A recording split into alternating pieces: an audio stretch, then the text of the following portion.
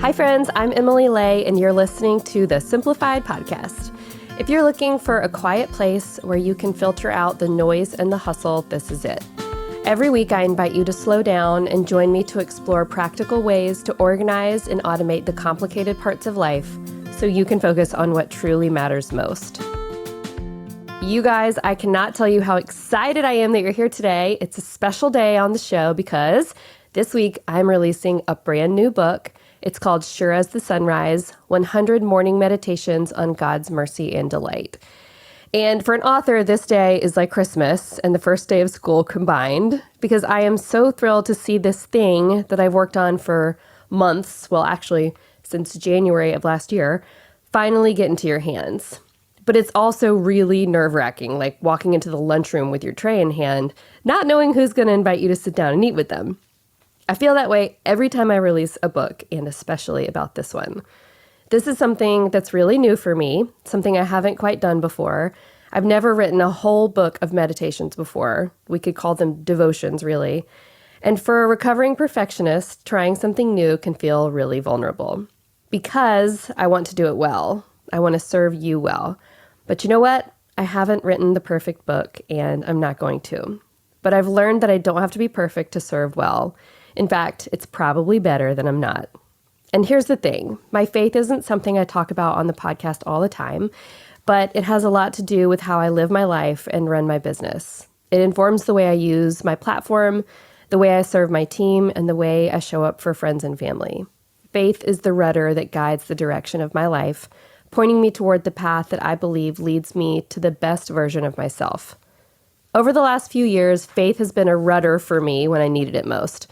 During early COVID times, when we were all quarantined at home and everything was up in the air, my kids' school was shut down, we were having all kinds of supply chain issues with work, and just everything was confusing and scary and changing really quickly. I'm sure it was the same for you too. We were all trying to do the best we could for our people. And during that season, I went to bed every night, totally stressed out. It was rough. But then every morning, without fail, I'd wake up, I'd walk to the coffee pot and look out the window.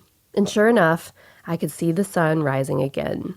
It could be a rainy day, a beautiful day, a good day, a hard day. But that sun always came up every single morning. It was so beautiful. And somewhere along the way, I got into the habit of whispering to myself, "Look, Emily, God brought the sun up again." Everything was just so hard and so confusing during that season, but God was still bringing the sun up, and he's doing exactly the same for you too. Every single morning, he brings the sun up just for you. So even when the rest of the world is changing really quickly, or you're really anxious or worried about a difficult relationship or problems at work, or a loved one's health, or even your own, you don't have to be anxious because God is never going to forget about you. One of the ways I see that God hasn't forgotten about me is by the people he's put into my life, who speak life and truth into my days. One of those people is my friend Jane. She's wise and strong and one of the most genuinely loving people I know. I've learned so much from Jane about how to care for people well. I wanted to bring her on the show today to talk about how she's weathered seasons of change in her own life and how she's gotten through it and gained some resilience along the way. Because here's what I do know. When you encounter seasons of change, and you always will, the one thing that stays the same is love. You are so, so loved by God and by your people, and that'll take you pretty far in my book. I loved this conversation with Jane, and I hope you do too. So please enjoy this episode with my wonderful friend, Jane Lauter. Hi, Jane. Hi. Thanks for coming to my house to do this. This is so fun. For everyone who doesn't know, we're sitting in Emily's office. It's kind of a gloomy day outside. It is a gloomy day outside. We've locked Walter out. Walter is outside. We hope he's going to still be there when we're done with this. We've run Brian off. And we don't do a lot of like in-person podcast interviews. It's our first one. It is. And most of the people I interview, it's on Zoom, so this is fun. This stuff we're talking about today is like, this is some deep stuff.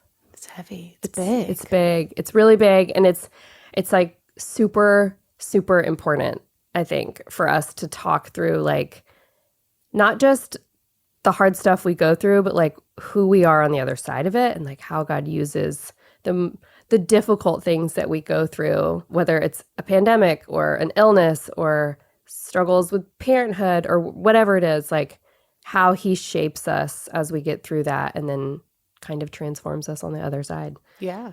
So we're going to dive in. Ready? Yes. You're like, oh, geez, here we go. Okay. What is a big change that you've gone through that's been really hard, but afterward you saw God use that change in a big way? And you can go first or I can go first, whatever you want. You can go first. Okay.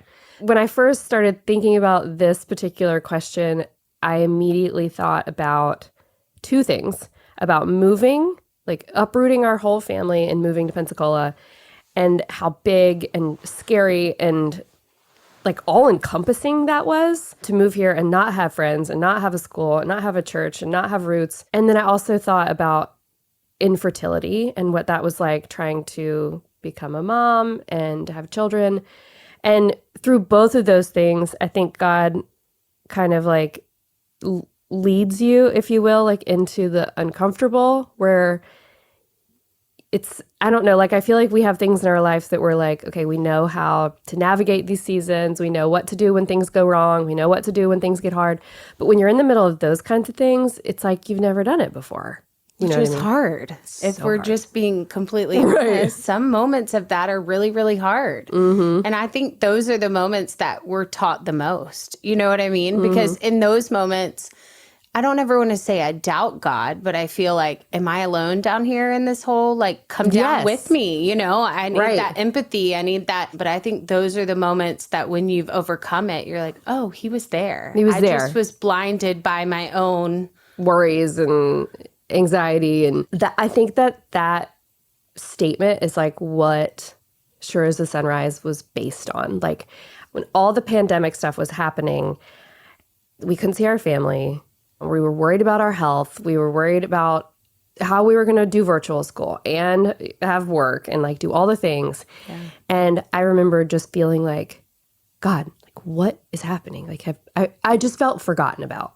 Like, and it made me kind of mad at him. Yeah. You know, like, have you forgotten about us? And I feel like when I saw the consistency of like that, the sun coming up every day, it was like, I'm here. I'm doing remember things. you were sharing those in your Yeah. stories, and I remember feeling like, oh, this is really powerful Mm-hmm. in that moment, because I would wake up doing the virtual school or just the unknown of being like, how am I supposed to do this today?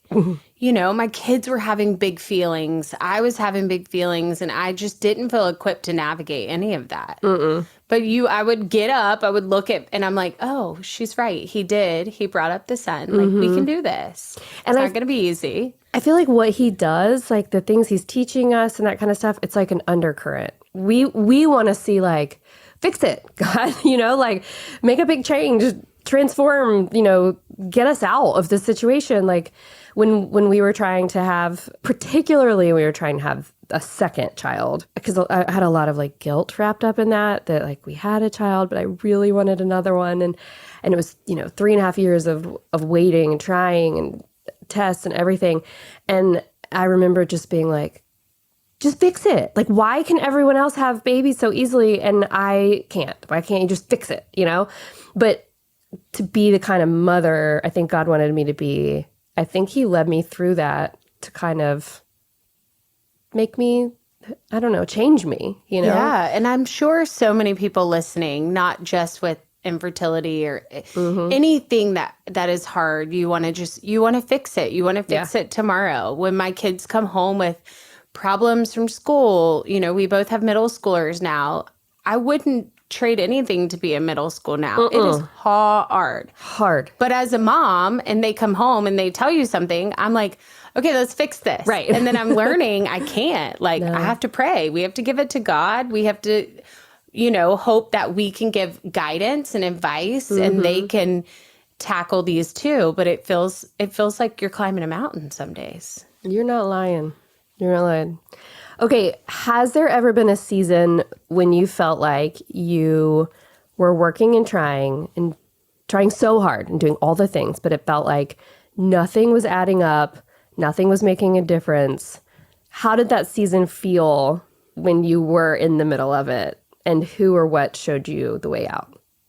Well, I think I'm in that season now. I just smiled at Jane because I know her answer here. I feel like I'm deep in that season. And I think I have turned to faith more in this moment. At church, we were just inspired to read a book that Father Hoffman's friend wrote, Rising Up by Jacob Armstrong. Highly recommended. We'll link that in the show notes. Yes. Anyways, I think one of the first things that stood out to me is he said, don't settle for less than what God has in store for you. So I think in the middle of this season of hard, I'm kind of like, okay, this isn't what God has in store at the end. I got to keep going. I got to keep putting one foot in front of the other. And you can't back down in those moments and sit in the hole and hope you get pulled out. You have to pull yourself out. You got to get up on the hardest day, and I mean, it helps when you have kids and you got to get them to school and do all the things. When sometimes you just want to lay in bed in your pajamas and watch Netflix. Right. Because that'll fix it. But we're allowed to do that some days, right? But no, I think that reading this book, Rising Up, has inspired me to say, all right, it's time to tackle that stuff deep in there and not let it bring me down. Like, rise above that, rise up. God has big plans for you, for us, for everybody out there. And we just have to tap into what those are. Yeah. I haven't figured it out yet, but when I do, I'll get back to you. I haven't quite made it out of it, but I totally get that. I feel like when I was trying to build a family, there was a season of building for me. Brian and I were building a family. We were literally building a house. We were building businesses, and everything felt hard.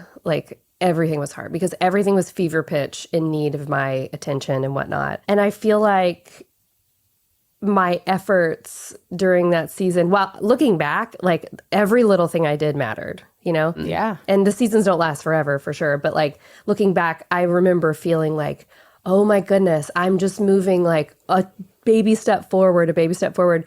And it makes me think of a quote from someone that says as long as you're moving forward, even if you're moving sideways, just keep moving. Don't go backward. But as long as you're moving a little bit, you're moving the needle a little bit, keep going. I think you have to remember that too, and as being a mom. Oh my gosh. 100%. Being okay, we took 2 steps back, but we also took 1 forward. That's true. So we have to count our blessings in that. But it's hard because for me, and I know for you as a recovering perfectionist, I'm a fixer. I want to fix it and put the pretty Band-Aid on, and I really need it to go away. But we're even learning this with our kids. Natural consequences are sometimes the best learning lesson, but I don't like to let them get there some I don't days. either. I had a child recently. I was checking they have this app now. Do you use the app? There's an app where you can check their grades, and it's far too easy. Yes. I'll have to show you. So, thank God that wasn't around when we were in school. Oh my gosh. And Side so note. I check it way too often. And we're not, you don't have to have perfect grades. Just do your best, show up as your very best, whatever. A child got a 0 on something. And I was for sure, go to the teacher and tell them that there was a mistake. Just figure it out. I'm sure it's nothing. Come to find out, no, they got a 0 because they didn't turn in their work. And my initial instinct was oh my gosh, Emily, you should just, send an email and be we're so sorry. We forgot about that. We, whatever. But no, the right thing to do for this particular child in particular circumstance was it's gonna hurt, and you just kind of have to feel it because you gotta get organized and get responsible, And we say to our kids all the time, this is when your faith matters, because I can be here and try to fix that or anything else, but there will be a time that we're not here, or there will be a time that they're tested and we're not around. Right. Whether it be at school or in college or traveling. And those are those moments that you hope they can tap into their faith. They can tap into what we've taught them. And so if anything, I feel I'm to take a step forward each day, even if it's small. I do it for my kids. I mean, for myself too, but I can't be a teacher if I don't know it myself. Is this what God does with us? You got a 0 and it's going to hurt and you just need to feel it. And that's what I told this child. I was you know what? we don't expect perfection, but that's not your best, and mistakes are going to happen. So you have to lean into what that feels like. And it doesn't feel good. You just have to kind of like feel it and then make changes for how you're going to handle So the question will be, in 6 months, has this child missed any more turning in of stuff? We'll see. Because I might have a child that does that too. And you know what? We're trying to learn. You know what? It hurts. It hurts. You got to let it burn, right? Guys, the holiday season is finally upon us. So give yourself a break from meal planning and grocery shopping a few nights a week. Green Chef is the #1 meal kit for eating well, and they make it easy to get healthy, delicious meals on the table fast. Every week, Green Chef has 30 meals for you to choose from, so you can find something that everyone will love. They'll even send you pre-made and pre-measured sauces and spices so that you can get dinner on the table in no time. Every single member of the Lay family, from my 40-something husband to my 7-year-old twins, loves Green Chef. Every season, they send us delicious meals with fresh produce and proteins we can all enjoy, like the ancho chicken soup and the creamy shrimp primavera. So this holiday season, get healthy dinners on the table fast with Green Chef. Go to greenchef.com/simplified599 and use code simplified599 to get $5.99 per meal on your first box, and your first box ships free. One more time, go to greenchef.com/simplified599 and use code simplified599 to get $5.99 per meal on your first box, and your first box ships free. Green Chef, the #1 meal kit for eating well.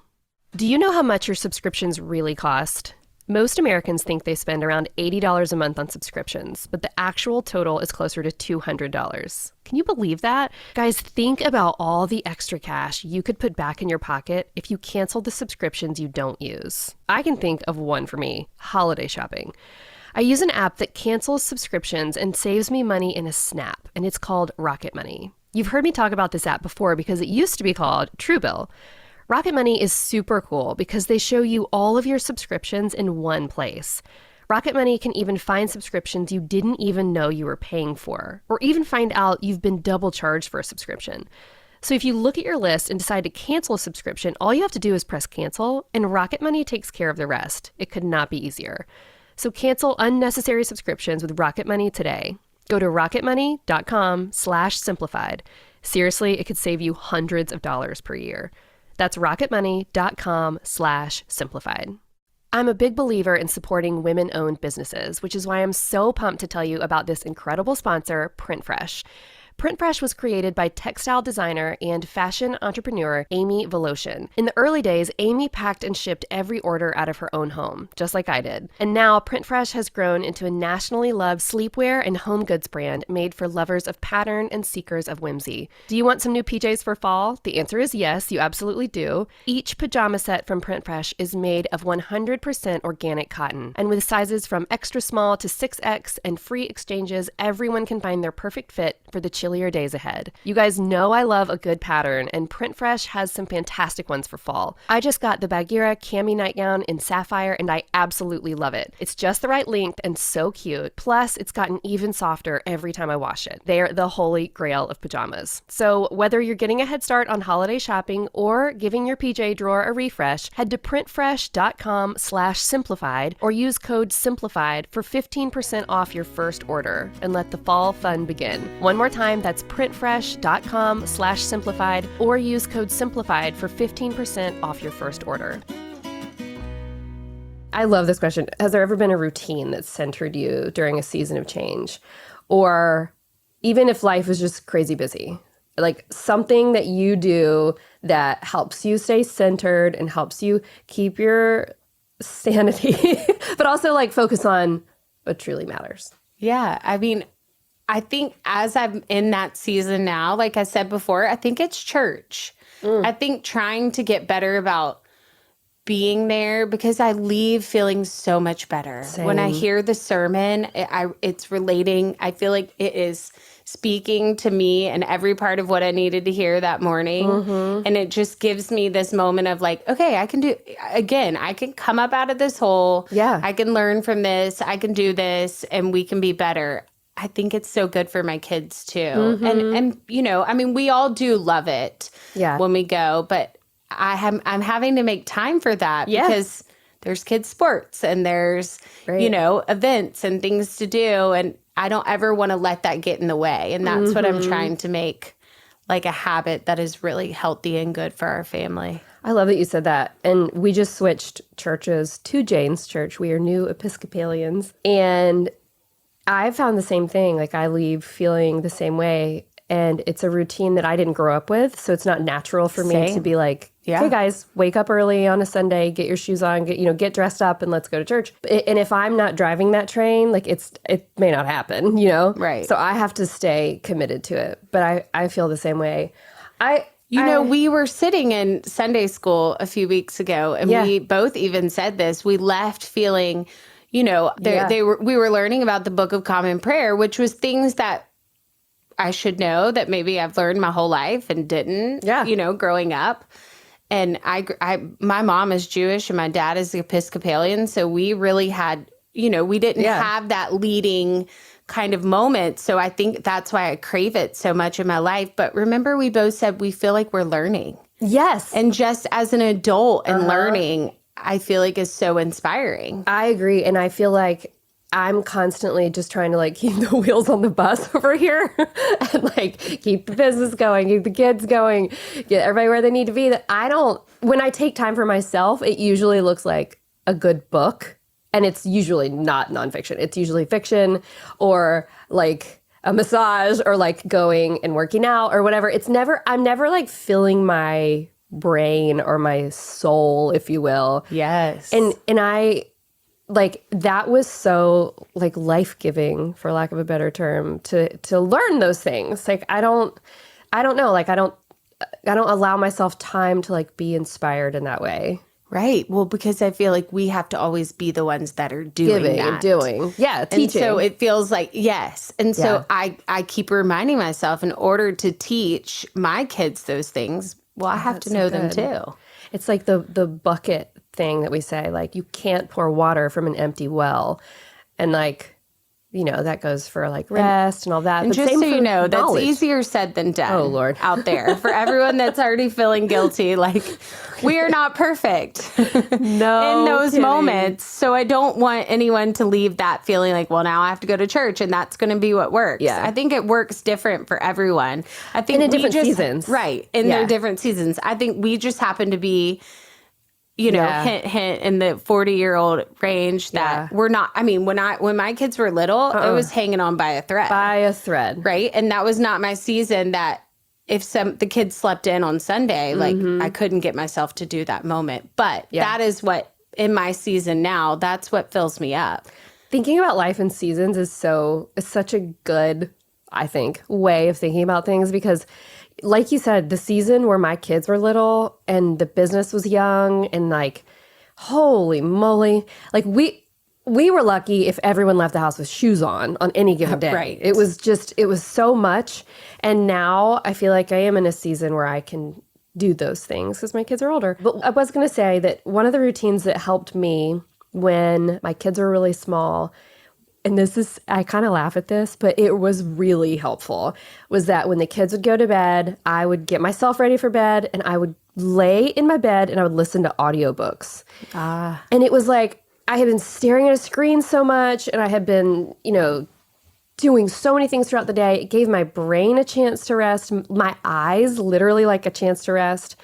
And I would listen to a fiction story so that I could just focus on something that wasn't my own worries or anxieties or to-do list, And that was really helpful to me. It sounds so tactical and silly, but it's true. My Audible subscription saved my life.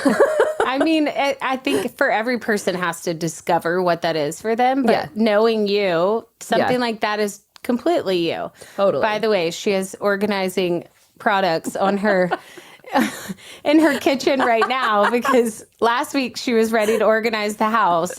Very organized already. I did. But as Brian's leaving, I said, don't you love that about her? Like, as a friend, I'm like, do you want to ever come to my house and do it? That is something that I can like escape into and like. But I love it. And like Pete is the same way, like with his stuff and like with his work. And I'm like, I appreciate that about you guys. Like, I get that works for your brain and it makes it less anxious. Last weekend, I got a wild hair and I was like, this is it. I'm cleaning out the pantry, I'm cleaning out, all the things. And I purchased a kit. It's from the Container Store. It's the Home Edit fridge organizer. But it comes in these 3 massive boxes a week later. And I'm like, what was I thinking? She'll do it, y'all. I'll probably do it this weekend and I'll send you a picture of it. Okay, so when I get overwhelmed, sometimes I think about the people who had the biggest impact on me. And I've talked about this before, but my grandmother, she's the one that taught me my faith. And how having faith like that can really bring just so much peace to your day. So who's been your faith role model and why are they special to you? So I have 2, but I think my biggest one is probably my grandmother. And in so many ways, too, that's not just faith, but also my mom.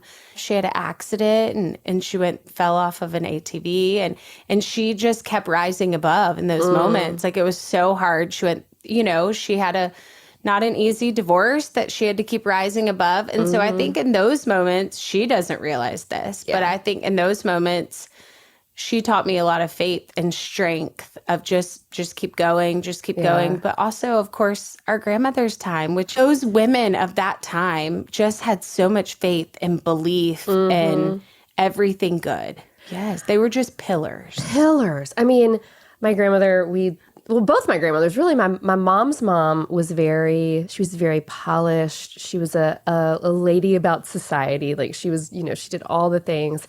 I always remember her in a fur coat teaching me how to use table manners. And she made me wear white gloves to dinner that day. And then my dad's mom was just the sweetest, soft. Like I just remember hugging her and her being so soft. And she's the one that taught me my faith. And she was just like the mom of all moms. She raised 5 kids. She was not a single mother, but my grandfather was traveling for work like all the time. Yeah. And so she kind of did a lot of things solo and she was so strong. So when you think about it, you think about the people who gave us our faith were the ones who really actually went through hard stuff. Oh my gosh, so much hard stuff. We didn't necessarily know that, right? So like my cousin and I went on a cruise with our grandparents and my aunt's telling a story recently to me and said, we came along because your grandmother was going through a lot then. Oh. And I was a 16-year-old and I was like, I had no idea. Like, wow. Because they were just so elegant in their struggle too, because they had so much faith and they knew they were going to make it to the other side. And I think we have to strive to be like that, in those moments. We can't just, we can fall apart, but then you got to get back up. My dad tells me stories about like growing up and there were 5 kids and like money was tight, like very tight. And he tells me stories about how they would go to McDonald's and get 10-cent hamburgers and they would bring them home and freeze them. And then they would have, those for dinner sometimes. And she also was like an amazing cook and cooked all the time. But he's like, that was so fun for us. And looking back, it was actually like a financial thing. Right. But he had no idea. He had no idea. Like it was like our generation is much more of like, it's open. Okay to not be okay. And I do genuinely think that's okay. Yeah. But I think we also have to teach our kids through faith, you can get back up. You can have confidence in the idea that God's leading the way. He hasn't forgotten you. Well, so is that what gave you that inspiration every morning when you saw that? Knowing, because it wasn't easy. No, I feel when like you wrote the book. That was a hard time. It was a hard time, and it was a hard book to write. I've never felt super comfortable talking about my faith because I don't have, I compare myself to a lot of writers in my kind of genre who are just really theologically trained and well-versed, and I'm just not. I'd like to be, and I'm kind of learning, but I found that instead of that being a weakness for me, it's like a strength. But I didn't learn that until I sat down and tried to write a devotional during a really hard season, I remember that. I think that I have this somewhat of a want to be the kind of woman that carries herself gracefully and confidently when things are maybe feeling like they're a little undone in a lot of ways. Mm-hmm. And putting it out there, but also okay, we're gonna do this. Yeah, we're gonna get up tomorrow and we're gonna do it. Especially as a mom. Yeah. To be the leader of that. Brian was going to work more than I was. Like, I was home during the pandemic, and he, the kids were looking to me like, how do we feel about all this? Like, are we handling it? And I was looking for that constant, that steadfast, that confidence from something, and just seeing the sunrise every day out of the house that I wasn't allowed to leave. I felt like that was kind of God saying to us, like, I'm still here. I'm still here. I didn't forget helped you about write you. a beautiful book. There you go. That was when they say, with this saying I said in the beginning, I'm never settling for less than what God has in store for you. Like, maybe that was what that struggle was for that season. So you could come out and write this beautiful book that everybody needs to get and then inspire others, because a lot of inspiration comes from knowing someone else was down too. You know what's so funny? And I'll share this with our podcast listeners because I don't think I've shared it with anybody else, but I thought it was going to be so hard to write 100 devotions, and I ended up writing so many, more than 100, that we're going to make another devotional out of it. So it's so funny that I sat down like, I can't do this. And then it just kept flowing. It didn't stop. No. All the feels and being down in there and needing to come out of that. And you have a beautiful way with your words. Thanks.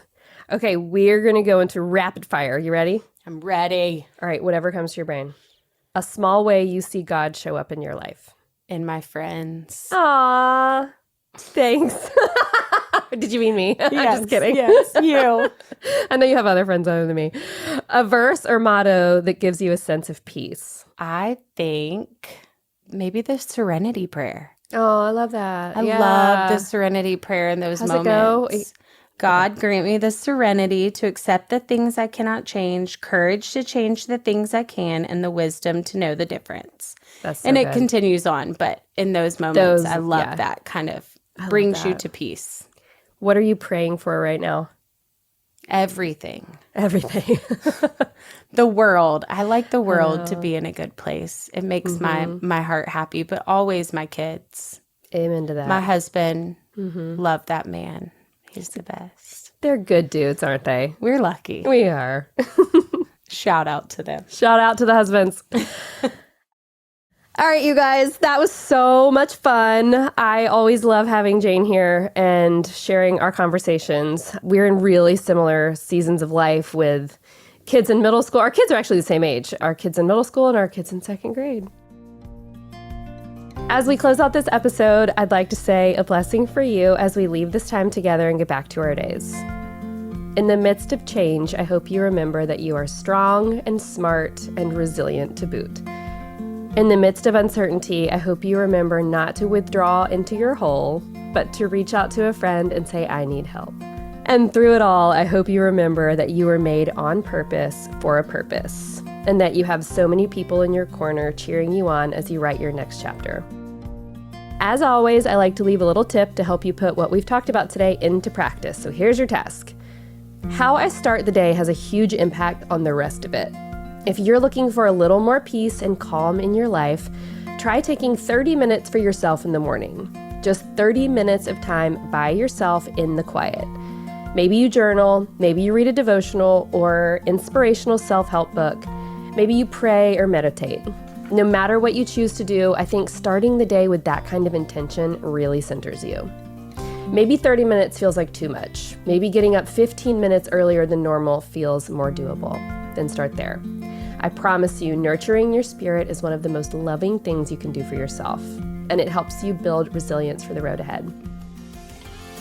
Thank you for listening to the Simplified podcast. I hope today's episode helped you remember that no matter what happens, you are so very loved by God, and that you never have to face change alone. You can find show notes for this episode at emilylay.com/podcast, where you can check out links and resources I mentioned here, and you can shop the Simplified brand of planners and products. Before you go, I have a quick favor to ask. If you love this show, would you go to your podcast provider and leave a review? I want more people reaching for a life that's a bit more slow and sweet and good, and leaving a review helps your podcast provider get this show to more people who will enjoy it. If you've left a review, thank you. Please know I've read your words and taken them to heart. Till next time, thank you so much for listening. Bye.